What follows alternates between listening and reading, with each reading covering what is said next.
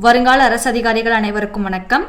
புதிய பாடத்திட்டம் 12ஆம் வகுப்பு இயல் 4 பாடத்தலைப்பு யா இயற்ற பழகலாம். இந்த பாடத்திலிருந்து லைன் பை லைனா மொத்தமா 26 கொஸ்டின்ஸ் நம்ம எடுத்திருக்கிறோம். கொஸ்டின்ஸ் அத்தனையுமே வேற லெவல்ல சூப்பரா இருக்குங்க. ஸோ வீடியோவை ஸ்கிப் பண்ணாம முழுமையா பாருங்க. வாங்க வீடியோக்குள்ள போகலாம். 1வது கொஸ்டின், சங்கம் மருவிய காலத்திலிருந்து டேஷ் இலக்கியம் பெருக தொடங்கியது. வெண்பா. சங்கம் மருவிய காலத்திலிருந்து டேஷ் இலக்கியம் பெருக தொடங்கியது. வெண்பா. 2வது கொஸ்டின், 4 அடிகளை பெற்று வருவது எவ்வகை வெண்பா?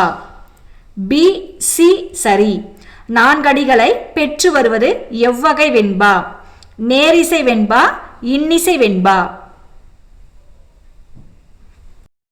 3வது கொஸ்டின், வெண்பாவிற்கு உரிய ஓசை செப்பலோசை. வெண்பாவிற்கு உரிய ஓசை செப்பலோசை. 4வது கொஸ்டின், 13 அடி முதல் அதற்கு மேற்பட்ட அடிகளை பெற்று வருவது எவ்வகை வெண்பா? களிவெண்பா. 13 அடி முதல் அதற்கு மேற்பட்ட அடிகளை பெற்று வருவது எவ்வகை வெண்பா? களிவெண்பா.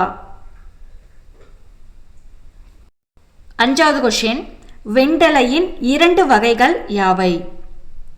இயற்சீர், வெண்சீர். வெண்டலையின் 2 வகைகள் இயற்சீர், வெண்சீர். 6வது கொஸ்டின், பொறுத்துக. ஏ பாருங்க, நேர் நேர் தேமா. பி பாருங்க, நிறை நேர் புளிமா.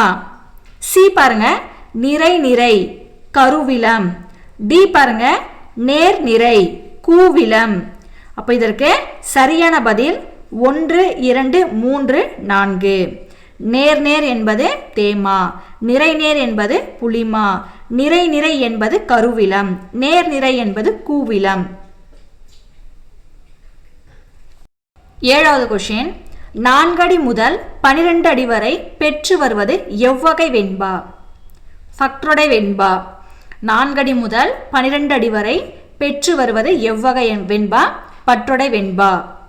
8வது கொஸ்டின், தலைத்தல் என்பதற்கு டேஷ் என்று பொருளாகும். ஏ பி சரி. தலைத்தல் என்பதற்கு டேஷ் என்று பொருளாகும். கட்டுதல், பிணிதல்.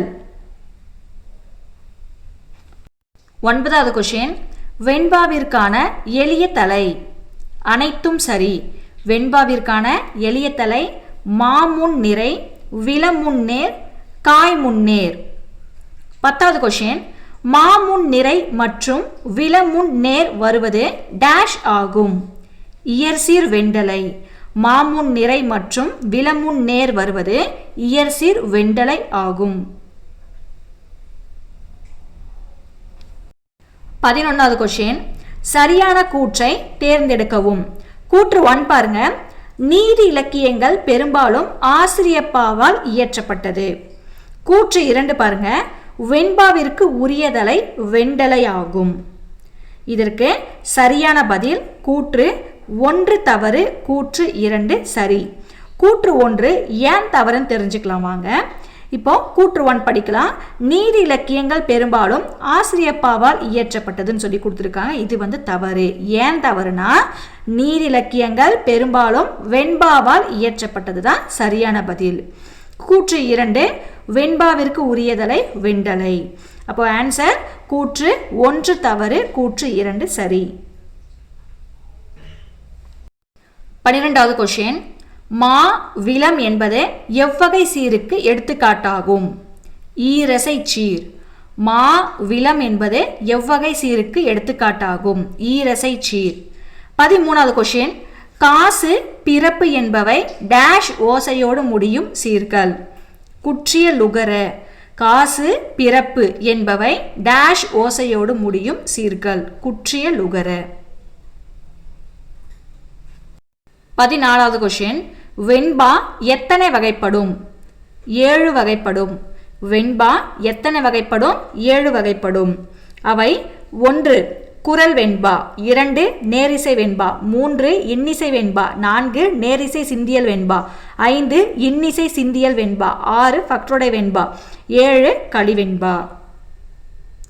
15வது கொஸ்டின், வெண்பாவிற்கு உரிய தலை வெண்டலை. வெண்பாவிற்கு உரிய தலை வெண்டலை.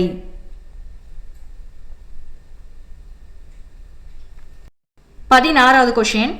காய் முன்னேர் வருவது டேஷ் ஆகும். வெண்சீர் வெண்டலை. காய் முன்னேர் வருவது டேஷ் ஆகும். வெண்சீர் வெண்டலை. 17வது கொஸ்டின். இரண்டடிகளை பெற்று வருவது எவ்வகை வெண்பா? குறள் வெண்பா.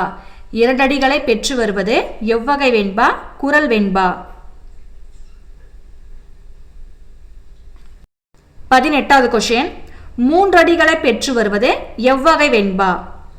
பி சி சரி. மூன்றடிகளை பெற்று வருவது எவ்வகை வெண்பா? நேரிசை வெண்பா, இன்னிசை சிந்தியல் வெண்பா. 19வது கொஸ்டின். நீதி இலக்கியங்கள் பெரும்பாலும் எப்பாவகையால் இயற்றப்பட்டது? வெண்பா. நீதி இலக்கியங்கள் பெரும்பாலும் எப்பாவகையால் இயற்றப்பட்டது? வெண்பா. 20வது கொஸ்டின். நாள் மலர் என்பது எவ்வகை சீருக்கு எடுத்துக்காட்டாகும்? ஓரசை சீர். நாள் மலர் என்பது எவ்வகை சீருக்கு எடுத்துக்காட்டாகும்? ஓரசை சீர்.